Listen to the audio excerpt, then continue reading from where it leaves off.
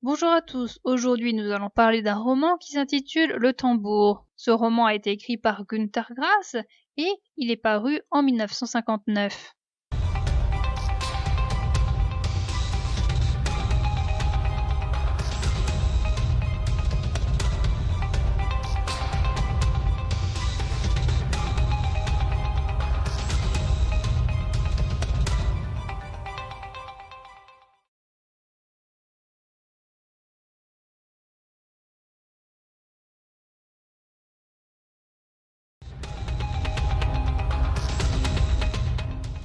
Oscar est dans une maison de santé. Il demande à un infirmier de lui ramener du papier, ce qu'il fera, et Oscar écrit son histoire. Il commence par nous parler de sa grand-mère, Anna Bronsky, qui portait toujours 4 jupes et changeait leur ordre chaque jour. Cette superposition de jupes a permis de cacher un homme, Joseph Kolveksek, un ancien pyromane, tandis qu'il était poursuivi par des gendarmes. Sous sa jupe, Joseph a rendu Anna enceinte. Il se marie avec elle. De cette union naît la mère d'Oscar, Agnès. Son grand-père prend les papiers d'un homme et il prend en même temps son métier qui est flotteur de bois. Un jour, malgré sa mise en scène, il est démasqué et il fuit. On ne sait pas s'il est mort écrasé sous un train ou bien s'il a réussi à s'enfuir. Certains disent même qu'il a rejoint les États-Unis et qu'il est maintenant riche. La grand-mère s'est ensuite mariée avec le frère de son ancien mari, Grégoire Kolvekchek. À Danzig, Agnès vit avec 2 hommes, son cousin Jan Bromski, qui est fonctionnaire à la poste polonaise de Danzig, et Alfred Matzera, avec qui elle se marie et avec qui elle tiendra une boutique de produits exotiques. Jan se mariera avec Edwige. Agnès donne naissance à un enfant, Oscar, qui naît sous 2 ampoules de 60 watts. À sa naissance, sa mère lui dit que pour ses 3 ans, il recevra un tambour. Le père dit que plus grand, il reprendra le magasin. Oscar préfère le tambour, qui est la seule chose qui l'empêche de retourner dans le ventre de sa mère. Oscar s'aperçoit des infidélités de sa mère. Même mariée à Matzera, elle continue à avoir des relations avec Yann, parfois même dans l'appartement, à la barbe de son mari qui ne vaut jamais rien. À l'hôpital psychiatrique, on apporte à Oscar un album photo. Oscar nous commente les personnages. Ses parents avaient pour amis principalement 2 couples, Gretchen Schaeffer et Alexander, ainsi que Greff le marchand de légumes et sa femme Lina. Les tromperies vont bon train. Pour ses 3 ans, Oscar reçoit effectivement son tambour. Il décide de ne plus grandir car il voit les inconvénients qu'il y a à être adulte. Pour éviter des visites fréquentes chez les médecins qui chercheraient à percer le mystère de sa non-croissance, il décide de faire exprès de tomber dans l'escalier de la cave pour faire croire que son anisme est dû à cette chute et non à sa volonté. La mère en voudra longtemps à Matzera d'avoir laissé la trappe ouverte par où son fils est tombé. Oscar est inséparable de son tambour. Si on tente de le lui prendre, il pousse un cri, ce qui fait casser tout objet en verre. Il qualifie ce cri de vitricide. À force d'utiliser son tambour, il se casse et il faut aller chez Sigismond Marcus, le marchand de jouets, pour en acheter un autre. Un jour qu'il est en visite médicale, sœur Inger veut lui enlever son tambour. Il pousse des cris et il casse ses bocaux contenant des fœtus et des animaux morts. Loin de lui en vouloir, le médecin publie un article sur le don d'Oscar. Quand Oscar a 6 ans, on l'envoie à l'école. Quand la maîtresse essaie de lui enlever son tambour, il casse les vitres puis les lunettes de sa maîtresse. Oscar part de l'école et il n'y remet plus jamais les pieds. Oscar va chez Gretchen pour apprendre le petit et le grand ABC. De chez elle, il choisira et lira 2 livres, Rasputin et les femmes ainsi qu'Affinité élective de Goethe. Quand Agnès fait des courses, elle amène Oscar à Marcus, qui est amoureux de la mère et qui un jour lui proposera de partir avec lui à Londres. Agnès lui demande de garder son fils, car elle dit avoir des courses importantes à faire. En vérité, elle va voir son amant Yann. Un jour que sa mère part ainsi, Oscar s'en va du magasin. Il se rend à la tour de justice et en criant, il casse les vitres. Oscar va dans un cirque et il y rencontre Bébra, un petit homme qui lui aussi a décidé d'arrêter de grandir, et il devine qu'Oscar a eu cette même volonté. Un jour, lors d'une réunion nazie, Oscar se cache sous une tribune et y joue une valse avec son tambour. La fanfare change de mélodie et se calque sur celle d'Oscar. Au lieu de rester sérieuse, les personnes se mettent à danser. Oscar se met à casser les vitres des magasins au grand bonheur des voleurs qui se font parfois prendre. Un jour, il casse les vitres d'un joaillier et Yann se sert et offre un collier à Agnès. Agnès va à l'église pour se confesser vis-à-vis de sa relation avec Yann. Elle laisse son fils, il voit une statue de Jésus, lui grimpe dessus et il lui donne son tambour. Jésus ne joue pas de tambour, ce qui déçoit Oscar. En balade tous les quatre, c'est-à-dire Oscar, sa mère et ses deux papas, le groupe croise un docker qui pêche des anguilles avec une tête de cheval mort. Cette vision rend la mère malade. Matzera achète des anguilles et les cuisine. La mère se met à crier. Yann la rejoint dans la chambre et il se met à la toucher. Après cet événement, elle se met à manger frénétiquement du poisson. Elle en meurt d'indigestion. À l'enterrement de la mère, Marcus n'est pas admis à cause de sa religion. Oscar rencontre de nouveau Bebra, qui est cette fois accompagnée de Roswitha, une femme qui a elle aussi refusé de grandir. Il ne saura jamais son véritable âge. Après la mort d'Agnès, Yann voit de moins en moins Matzera. Matzera se préoccupe peu du réapprovisionnement en tambour. Oscar nous parle d'Herbert, qui a le dos couvert de cicatrices. Cet homme travaille comme serveur dans un bistrot et il a de nombreuses cicatrices causées par les bagarres des clients. Après avoir commis un homicide par légitime défense, Herbert quitte son travail. Herbert change de métier, il devient gardien de musée. Dans ce musée, il y a une statue de proue en bois qui s'appelle l'agneau B. Herbert couche avec et meurt à cause des lames des haches provenant de la statue. Un jour, Oscar se rend chez Marcus. Le magasin est en train de se faire vandaliser car il s'agit d'un magasin juif. Marcus est retrouvé mort. Il s'est probablement suicidé en avalant un poison. Oscar lui vole quelques tambours.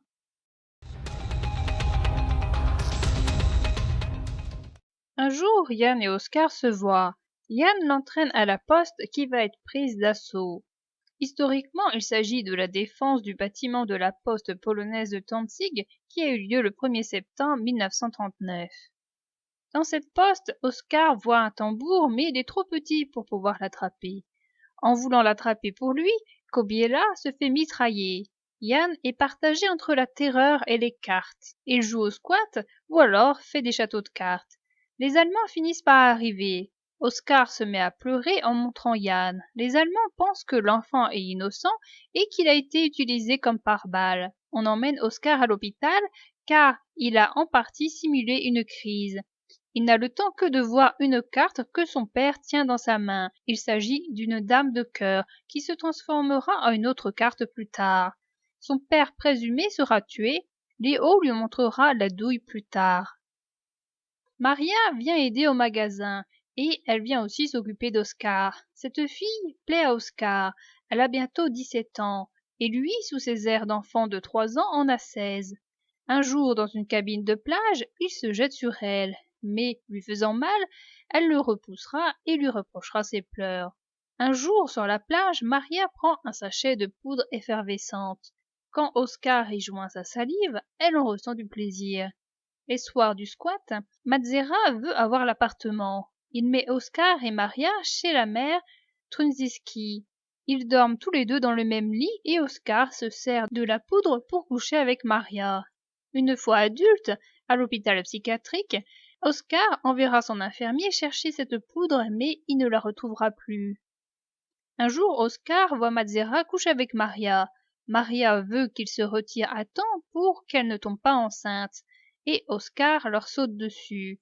À cause de cela, Maria tombe enceinte et Matzera l'épouse.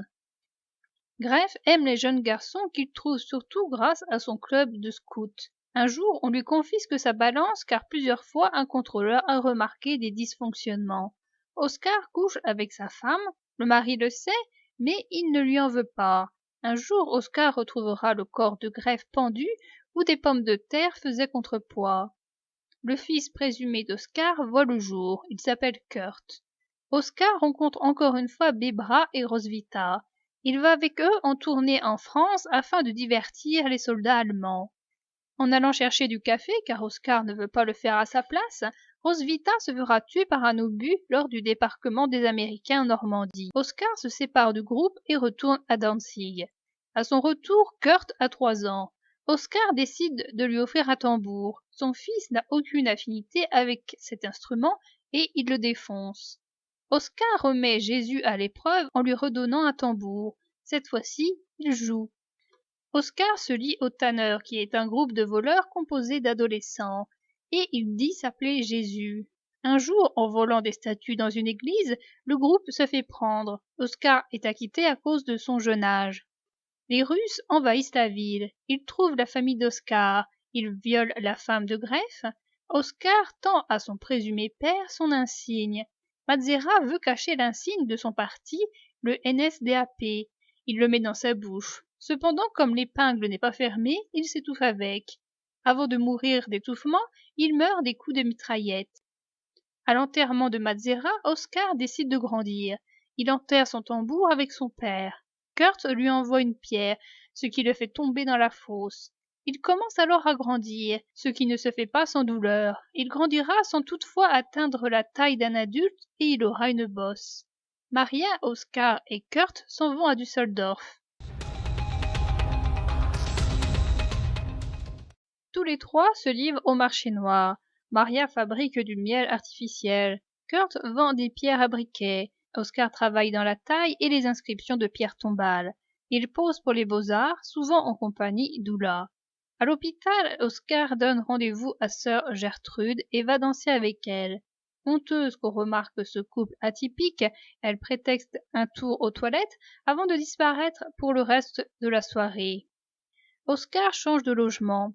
Il a pour voisine sœur Dorothée, qui est infirmière et qui plaît à Oscar. Il entre chez elle et il fouille son courrier. Il s'aperçoit qu'elle reçoit des lettres du docteur Werner. En allant aux toilettes dans le noir, il croise sœur Dorothée et elle croit qu'il est Satan. Il ne fait rien pour la détromper. Elle est excitée car elle est allongée sur un tapis de coco et elle a envie de Satan. Oscar n'a pas envie d'elle, et quand Dorothée le touche, elle sent la bosse et elle devine que ce n'est pas le diable. Oscar fait la connaissance de Klept, un de ses voisins qui joue de la trompette. Oscar prend un tambour et en joue. Il n'en avait pas joué depuis la mort de Matzera.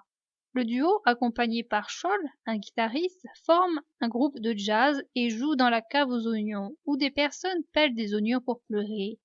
Le patron de la cave aux oignons meurt à cause d'un accident de voiture. Oscar finit par quitter ce groupe. En se rendant dans une agence pour signer un contrat, il rencontre Bebra. Ce dernier lui rappelle les mauvaises actions et Bebra lui fait signer un contrat en échange de sa pitié. Oscar part en tournée comme batteur et il devient riche notamment en sortant des CD. Il apprend la mort de Bebra. Oscar loue un chien et il se promène dans un champ. Le chien ramasse un doigt accompagné d'une bague. Oscar le prend et le met dans sa poche. Vitlar, qui deviendra son ami, l'a vu tandis qu'il était dans un pommier. Le doigt est mis dans un bocal et Oscar l'adore. Vitlar se plaint de ne pas voir apparaître son nom sur un journal, contrairement à son ami. Oscar lui donne le bocal et il lui dit d'aller le dénoncer à la police pour que son nom apparaisse enfin dans les journaux. Oscar décide de fuir pour donner du crédit à Vitlar. Oscar ne peut plus rejoindre sa grand-mère à cause du rideau de fer. Il veut aller rejoindre son grand-père en Amérique. Avant d'y être arrivé, Oscar se fait arrêter et mettre en hôpital psychiatrique. Le doigt dans le bocal appartenait à sœur Dorothée qui a été assassinée.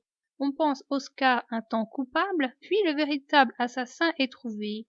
Ce n'est pas Oscar qui a commis le meurtre, mais sœur Beata, par jalousie car elle aimait le docteur Werner qui aimait sœur Dorothée.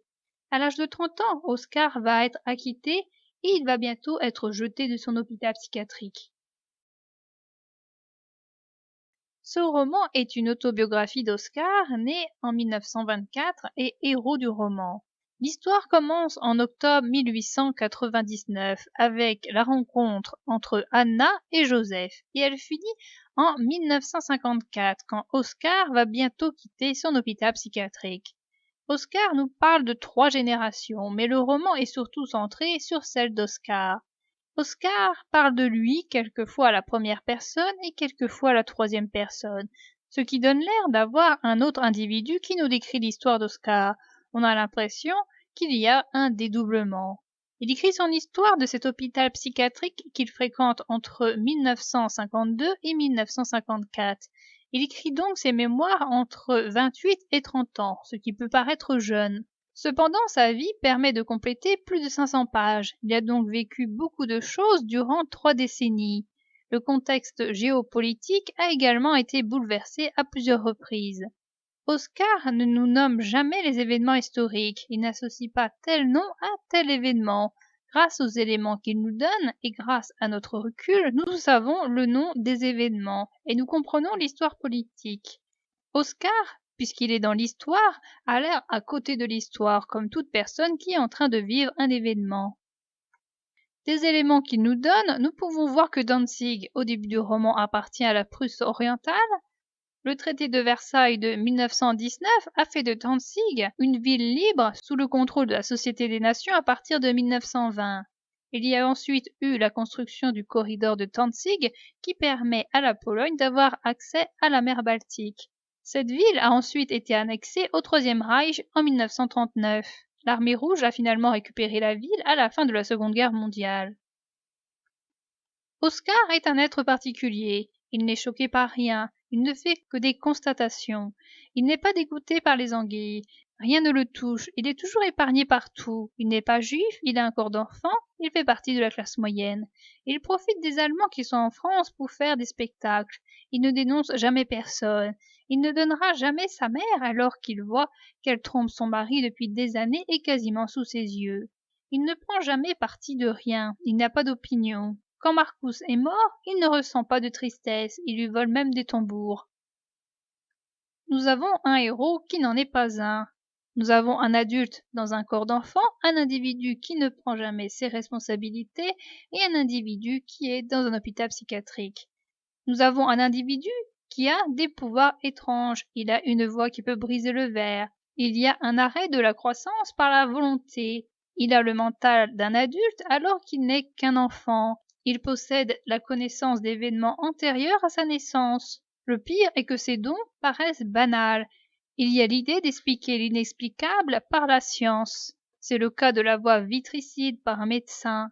C'est le cas de la chute qui a besoin d'un élément médical pour s'expliquer. Les causes de son arrêt de croissance et de son retour restent troubles. On ne sait pas si la croissance est due à la volonté ou alors est-ce dû à son tambour. Il le reçoit à ses 3 ans quand il décide de ne plus grandir, et Oscar commence à grandir quand le tambour est enterré. La croissance peut être due aussi à la chute. Cette chute, il la fera à 3 ans et il la fera également à l'enterrement d'un de ses pères. Nous avons plutôt affaire à un observateur. Nous avons un individu qui profite de son corps d'enfant pour observer les adultes qui ne le prennent pas au sérieux. Les choses sont inversées. Les adultes dans ce roman sont des enfants. Yann ne sera pas pris dans l'armée à cause de sa constitution chétive. Il y a également cette phrase de Bébra qui dit « Nous sommes trop petits pour nous perdre ». Oscar est dans le flou quant à son père. Il ne sait pas s'il s'agit de Matzera ou de Yann, quoiqu'il donne souvent l'avantage à ce dernier. Il ne sait pas non plus de qui est Kurt. Est-ce de lui ou de Matzera? Mais il pense tout de même être son père. Dans les 2 cas, nous avons des enfants non aimants. Oscar a contribué à la mort de Yann et de Matzera. Kurt en veut à Oscar, par exemple en détruisant le tambour, en lui lançant des pierres au cimetière. Et il en veut aussi à Matzera, car c'est peut-être lui qui a laissé l'épingle de l'insigne ouverte. Il n'y a que 2 choses qui intéressent Oscar, ce sont les femmes et le tambour. Le tambour met une distance entre le monde des adultes et Oscar, entre les enfants et Oscar. Le tambour est toujours là dans les moments les plus graves ou les plus intenses en émotion. C'est un peu comme une musique lors d'un film. Le tambour est un jouet pour enfants. Oscar a le mental d'un adulte mais le corps d'un enfant et le jouet d'un enfant. Le tambour semble avoir des pouvoirs. Il lui fait ainsi rappeler des souvenirs quand il est à l'hôpital psychiatrique. Sans le tambour, Oscar n'est plus grand-chose. Le tambour lui permet de prendre la parole. C'est par exemple le cas avec la maîtresse et l'emploi du temps. De ses dons, Oscar n'en fera rien. À un moment, il attire l'attention des enfants grâce à son don de vitricide. Mais cela ne dure pas longtemps, en fait, jusqu'à ce qu'il le fasse boire leur soupe répugnante. Son don sert aux voleurs dont la plupart se font arrêter. Oscar ne réutilisera son don qu'avec les tanneurs, mais il s'arrêtera quand le groupe des tanneurs sera puni. Son don sert au cirque, mais il finit par abandonner cette branche. Oscar est intéressé par les femmes. Il y a tout d'abord sa mère. Aussitôt né, il a envie de retourner dans le ventre de sa mère. Il est aussi fasciné par sa grand-mère. Oscar, comme son grand-père, va se cacher quelquefois sous ses jupes. Oscar aime également beaucoup les infirmières. Ainsi, il aimera Sœur Dorothée ou encore Sœur Gertrude. Oscar a des maîtresses. C'est le cas de Maria, de Roswitha, de la femme de greffe dont le mari ne voulait plus. La seule femme qu'il n'aime pas est sa maîtresse d'école.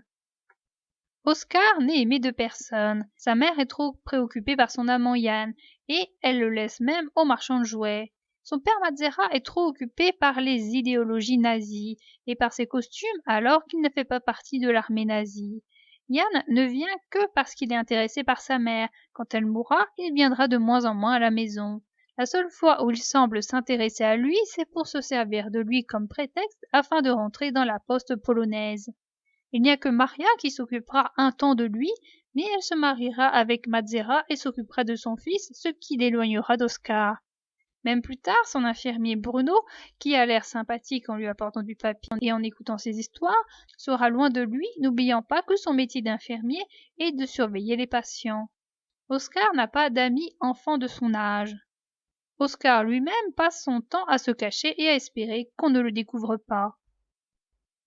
Avoir 3 ans a des avantages. Tout d'abord, c'est un plus au niveau pénal. Oscar n'est pas fusillé avec Yann, il n'est pas puni avec les tanneurs. C'est un observateur, les gens le laissent observer les choses pensant qu'il ne comprend pas. Mais avoir 3 ans a également des avantages. Les avantages se situent vis-à-vis de la drague vis-à-vis des femmes. Oscar a un corps d'enfant de 3 ans et il est difficile de courtiser les femmes. Ce n'est qu'à la mort de ses papa et de sa mère qu'Oscar décide de grandir. On se demande bien pourquoi à cet instant précis. Ce n'est qu'à partir de là qu'il commence à assumer. Il commence à avoir un travail, même si cela ne se fait pas tout de suite. Il commence à vivre dans une autre ville, à quitter sa grand-mère, à prendre ses responsabilités vis-à-vis de Maria et de Kurt. Quand Oscar est petit, il ne veut pas grandir. Quand il est grand, il dit vouloir retrouver son grand-père en Amérique. Mais que deviennent Maria et Kurt? À 30 ans, c'est l'âge où l'on doit avoir un travail. Or, il n'en a pas. C'est un âge où l'on doit avoir un chez-soi. Or, il est un hôpital psychiatrique. C'est également un âge où l'on fonde une famille. Or, son ancienne maîtresse est veuve de son père présumé. Oscar ne fait rien de cela. De son passé peu glorieux, et âgé de 30 ans, il écrit des mémoires.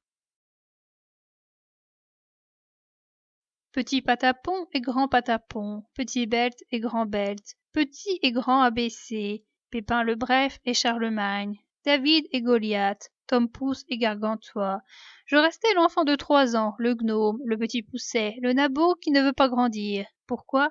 Pour échapper à des distinctions comme le petit et le grand catéchisme, pour n'être pas, à l'âge dit adulte, 1,72 m, livré à un homme qui, debout à se raser devant la glace, se nommait mon père, pour n'être pas contraint de reprendre une boutique qui, selon le vœu de Matzera, devait, denrée exotique, signifier pour un Oscar majeur l'univers des adultes. Pour ne pas faire sonner un tiroir-caisse, je me cramponnais au tambour, et à partir de mon 3e anniversaire, je ne grandis plus d'un doigt. Je restais l'enfant de 3 ans, mais aussi de 3 sagesses, que surplombaient tous les adultes, qui ne voulaient pas mesurer son ombre à leur ombre, qui étaient parfaitement achevés au-dedans comme au-dehors.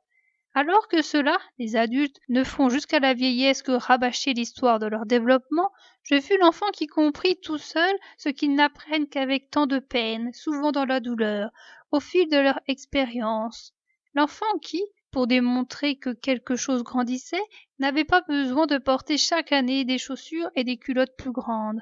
Cependant, et ici Oscar doit admettre qu'il s'est développé, quelque chose grandissait, et pas toujours pour mon bien, acquérait pour finir une grandeur messianique. Mais qui parmi les adultes pouvait à cette époque comprendre le mystère d'Oscar, de ses 3 ans à perpétuité, de son tambour de fer?